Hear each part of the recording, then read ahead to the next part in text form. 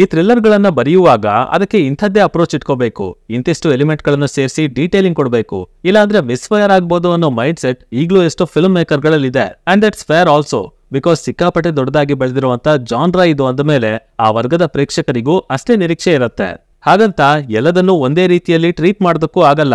ಕೆಲವೊಂದು ಸಾರಿ ಆ ಬೌಂಡ್ರಿಯಿಂದ ಹೊರಗೆ ಬಂದಿರೋ ಸಿನಿಮಾಗಳು ಸಹ ವರ್ಕ್ ಆಗಿದಾವೆ. ಅಂಡ್ ಅಂಥದ್ದೇ ಸಾಲಿಗೆ ಈಗ ನೋಡಿದಂತ ಈ ಸಿನಿಮಾ ಕೂಡ ಬಂದು ಸೇರ್ಕೊಳ್ತಾ ಇದೆ. ಶೆಫ್ ಚಿದಂಬರ, ಇದು ಆನಂದ್ ರಾಜ್ ಅವರು ಡೈರೆಕ್ಟ್ ಮಾಡಿರುವಂತ ಸಿನಿಮಾ. ಹೆಸರೇ ಹೇಳೋ ಹಾಗೆ ಚಿದಂಬರ ಇಲ್ಲಿನ ಮುಖ್ಯ ಪಾತ್ರದ ಹೆಸರು. ಪ್ರೊಫೆಷನಲಿ ಒಬ್ಬ ಶೆಫ್. ಹಾಗೆ ಬೀಚ್ ಸೈಡ್ ಅಲ್ಲಿ ಅವನದ್ದೇ ಆದಂತ ಒಂದು ರೆಸ್ಟೋರೆಂಟ್ ಕೂಡ ಇರುತ್ತೆ. ಬಟ್ ಅದನ್ನ ನಡೆಸೋದಕ್ಕೆ ಒಂದಷ್ಟು ಫೈನಾನ್ಷಿಯಲ್ ಪ್ರಾಬ್ಲಮ್ಸ್ ಎದುರಾಗಿದ್ರಿಂದ ಅವನು ಬೇರೆಯವ್ರ ಕೆಳಗೆ ಒಂದು ಡೀಲ್ ನ ಒಪ್ಕೊಂಡಿರ್ತಾನೆ. ಅಂಡ್ ಸಬ್ಸಿಕ್ವೆಂಟ್ಲಿ ಅದರಿಂದ ಒಂದು ದೊಡ್ಡ ಅವಾಂತರನು ಕೂಡ ಸೃಷ್ಟಿ ಮಾಡ್ಕೋತಾನೆ. ಸೊ ಅದು ಏನು, ಆನಂತರ ಇಲ್ಲಿ ಬಂದಂತ ಟ್ವಿಸ್ಟ್ ಗಳಂತದ್ದು, ಇವನಿಗೆ ಆ ರೆಸ್ಟೋರೆಂಟ್ ವಾಪಸ್ ಸಿಕ್ತಾ ಇಲ್ವಾ, ಅಂಡ್ ಮೈನ್ಲಿ ಆ ಕಥೆ ಹೇಗೆ ಮುಂದುವರಿತು ಅನ್ನೋದನ್ನ ನೀವು ಸಿನಿಮಾದಲ್ಲೇ ನೋಡಿ ತಿಳ್ಕೋಬೇಕು.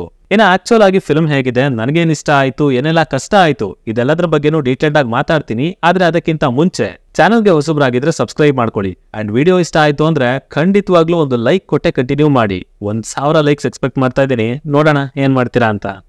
ಸಿನಿಮಾದಲ್ಲಿರೋ ಮೊದಲ ಪಾಸಿಟಿವ್ ಪಾಯಿಂಟ್ ಅಂದ್ರೆ ಅದು ಇದರ ಕಥೆ ಮತ್ತಲ್ಲಿನ ಸಂದರ್ಭಗಳು ಅಂತ ಹೇಳ್ತೀನಿ. ಬಿಕಾಸ್ ಒಂದು ಮರ್ಡರ್ ಆಗಿದೆ, ಅದರ ಸುತ್ತ ಇವೆಂಟ್ ಗಳು ಸೃಷ್ಟಿ ಆಗ್ತಾ ಇದೆ, ಅಂಡ್ ಇನ್ನೊಂದು ಕಡೆ ಬಿಲ್ಡ್ ಆಗ್ತಾ ಇರುವಂತ ಥ್ರಿಲ್ಲರ್ ಮೂಮೆಂಟ್ಸ್. ಹೀಗೆ ಶುರುವಿನಿಂದನೂ ಸಿನಿಮಾ ಸಖತ್ ಇಂಟ್ರೆಸ್ಟಿಂಗ್ ಆಗ್ತಾ ಹೋಗುತ್ತೆ. ಜೊತೆಗೆ ಇದರ ರನ್ ಟೈಮ್ ಬರೀ 1 ಗಂಟೆ 45 ನಿಮಿಷ ಇರೋದ್ರಿಂದ ಸಿನಿಮಾ ಎಲ್ಲೂ ಡ್ರಾಗ್ ಆಗಿದೆ, ಬೋರ್ ಹೊಡಿತಾ ಇದೆ ಅಂತ ಅನ್ಸೋದೇ ಇಲ್ಲ. ಹಾಗೇನೆ ಓವರ್ ಆಲ್ ಜರ್ನಿ ಏನಿದೆ ಅದು ತುಂಬಾ ಒಳ್ಳೆ ಫೀಲ್ ನ ಕಟ್ಕೊಡುತ್ತೆ. ಇನ್ನು ಇಲ್ಲಿ ಆ ಮರ್ಡರ್ ಆಗಿದ್ದ ರೀತಿ ಒಂಚೂರು ಸಿಲ್ಲಿ ಅಂತ ಅನ್ನಿಸ್ತು. ಬಟ್ ನಂತರ ಅದನ್ನ ಮೇಂಟೈನ್ ಮಾಡಿದಂತ ರೀತಿ, ಇನ್ನಸೆನ್ಸ್, ಕ್ರೈಮ್, ಡಾನ್ಗಳ ಡಿಸ್ಕಷನ್ ಅಂಡ್ ದೆನ್ ಆ ಪೊಲೀಸ್ ಸ್ಟೇಷನ್ ಒಳಗೆ ನಡೆಯುವಂತ ಡ್ರಾಮಾ, ಲೈಕ್ ಚೆನ್ನಾಗಿತ್ತು ಅದರ ರೈಟಿಂಗ್ ಮತ್ತೆ ಹ್ಯೂಮರ್ ನ ಬ್ಲೆಂಡ್ ಮಾಡಿದಂತ ರೀತಿ. ಇಲ್ಲಿ ಹ್ಯೂಮರ್ ಇದೆ, ಬಟ್ ಡಾರ್ಕ್ ಹ್ಯೂಮರ್ ಅನ್ನೋ ರೀತಿ ಯಾವ್ದು ಕಾಣ್ಲಿಲ್ಲ. ಬಟ್ ಸ್ಟಿಲ್ ಒಂದು ಅಚಾತುರ್ಯ ನಡೆದು ಹೋಗಿ ಇಷ್ಟೆಲ್ಲ ಥ್ರಿಲ್ಲರ್ ಎಲಿಮೆಂಟ್ ಗಳು ಬರೋದು, ಹಾಗೆ ಅದರಿಂದ ಕಾಮಿಡಿನ ಹುಟ್ಟಾಕೋದು ಒಂದ್ ರೀತಿಯಲ್ಲಿ ಡಿಜೆ ಟಿಲ್ಲು ನೆನಪಾಗೋಯ್ತು. And most of the time ಅದನ್ನ ಇನ್ಸ್ಪಿರೇಷನ್ ಆಗಿ ಇಟ್ಕೊಂಡೆ ಸೀಕ್ವೆನ್ಸ್ ಗಳನ್ನ ಬರ್ದಿದ್ದಾರೆ ಅಂತ ಅನ್ಸುತ್ತೆ.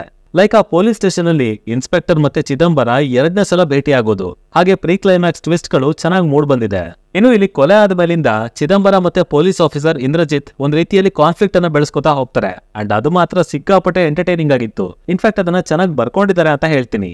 ಅಡಿಷನಲಿ ಇದರ BGM ಸ್ಟೋರಿಗೆ ಹಾಗೆ ಓವರ್ ಆಲ್ ಸಿನಿಮಾಗೆ ಒಂದೊಳ್ಳೆ ವ್ಯಾಲ್ಯೂನ ಆಡ್ ಮಾಡಿದೆ.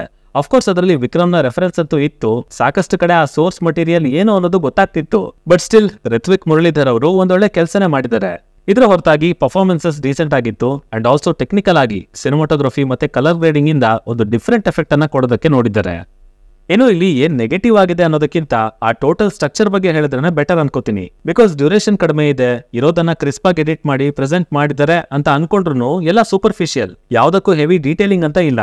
ಹಾಗೆ ಇಂಡಿವಿಜುವಲ್ ಸೀಕ್ವೆನ್ಸ್ ಗಳನ್ನ ಚೆನ್ನಾಗೇನೋ ಬರ್ಕೊಂಡಿದ್ದಾರೆ, ಬಟ್ ಅವುಗಳನ್ನ ಕನೆಕ್ಟ್ ಮಾಡುವಾಗ ಹಾಗೆ ಓವರ್ ಆಲ್ ಸಿನಿಮಾದಲ್ಲಿ ರೈಟಿಂಗ್ ವೀಕ್ ಇದೆ ಅಂತಾನೆ ಅನ್ಸುತ್ತೆ. ಇನ್ನು ಕ್ಯಾರೆಕ್ಟರ್ಸ್ ಗಳು ಅಷ್ಟೇ, ಶರತ್ ಲೋಹಿತಾಶ್ವ ಅವರು ಮತ್ತೆ ಅನಿರುದ್ಧ್ ಅವ್ರನ್ನ ಬಿಟ್ಟು ಬೇರೆ ಯಾರಿಗೂ ಇಂಪಾರ್ಟೆನ್ಸ್ ಕೊಟ್ಟಿಲ್ಲ. ಬಟ್ ಕೊನೆಯಲ್ಲಿ ಇಲ್ಲ, ನಾವೆಲ್ರಿಗೂ ಇಂಪಾರ್ಟೆನ್ಸ್ ಕೊಟ್ಟಿದ್ದೀವಿ ಅನ್ನೋ ತರ ಮ್ಯಾನೇಜ್ ಮಾಡಿದ್ದಾರೆ. ಆದ್ರೆ ಅದು ಅಷ್ಟು ಚೆನ್ನಾಗಿ ವರ್ಕ್ ಆಗ್ಲಿಲ್ಲ. ಹಾಗೇನೆ ಪರ್ಫಾರ್ಮೆನ್ಸ್ ಅನ್ನೋದು ಇನ್ನೊಂಚೂರು ನ್ಯಾಚುರಲ್ ಆಗಿ ಬರ್ಬೇಕಾಗಿತ್ತು, ಸ್ಪೆಷಲಿ ಅನಿರುದ್ಧ್ ಅವ್ರ ಕಡೆಯಿಂದ. ಬಿಕಾಸ್ ಅವ್ರನ್ನ ನೋಡ್ತಿದ್ದಾಗ ಓಕೆ ಇವ್ರಿಗೆ ಮುಂದೇನಾಗತ್ತೆ ಅನ್ನೋದು ಗೊತ್ತೇ ಇದೆ, ಅದಕ್ಕೆ ಈ ತರ ಬಿಹೇವ್ ಮಾಡ್ತಿದ್ದಾರೆ ಅಂತ ಅನ್ಸತ್ತೆ. ಬಟ್ ಅದು ಆಗ್ಬಾರ್ದಿತ್ತು.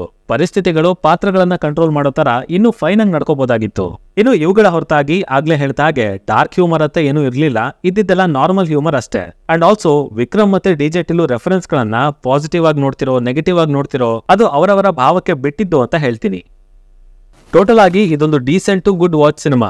ಬರೀ 1 ಗಂಟೆ 45 ನಿಮಿಷ ಇದೆ. ಅಂಡ್ ಎಂಟರ್ಟೈನ್ಮೆಂಟ್ ಲೆಕ್ಕದಲ್ಲಿ ಒಂದೊಳ್ಳೆ ಹ್ಯೂಮರ್ ತುಂಬಿರೋ ಥ್ರಿಲ್ಲರ್ ಕೂಡ ಹೌದು. ಸೊ ಈ ರೀತಿಯ ಸಬ್ಜೆಕ್ಟ್ ಗಳನ್ನ ನೀವು ಇಷ್ಟಪಡ್ತೀರಾ ಅಂದ್ರೆ ಖಂಡಿತ ಹೋಗಿ ನೋಡಿ. ಹಾಗೆ ಕುಟುಂಬ ಸಮೇತ ನೋಡೋದಕ್ಕೂ ಏನು ಸಮಸ್ಯೆ ಇಲ್ಲ. As a story and as a cinema ಒಂದಷ್ಟು ಲೂಪ್ ಹೋಲ್ಸ್ ಅಂತೂ ಖಂಡಿತ ಇದೆ. ಅಂಡ್ ಅದನ್ನ ಪಕ್ಕಕ್ಕಿಟ್ಟು ನೋಡ್ತೀರಾ ಅಂದ್ರೆ ಓಕೆ, ಇಲ್ಲಾಂದ್ರೆ ನಿಮ್ಮಿಷ್ಟ ಅಂತ ಹೇಳ್ತೀನಿ. ಇನ್ನ ನೀವೇನಾದ್ರೂ ಆಲ್ರೆಡಿ ಈ ಸಿನಿಮಾನ ನೋಡಿ ಆಗಿದ್ರೆ ಇದು ನಿಮಗೆ ಯಾವ ತರ ಅನುಭವ ಕೊಡ್ತು ಅನ್ನೋದನ್ನ ಕೆಳಗಡೆ ತಪ್ಪದನೆ ಕಮೆಂಟ್ ಮಾಡಿ ತಿಳಿಸ್ಬಿಡಿ. ಡಿಸ್ಕಷನ್ಸ್ ಮಜವಾಗಿರುತ್ತೆ. ಸೈನಿಂಗ್ ಆಫ್, ಲಿಖಿತ್.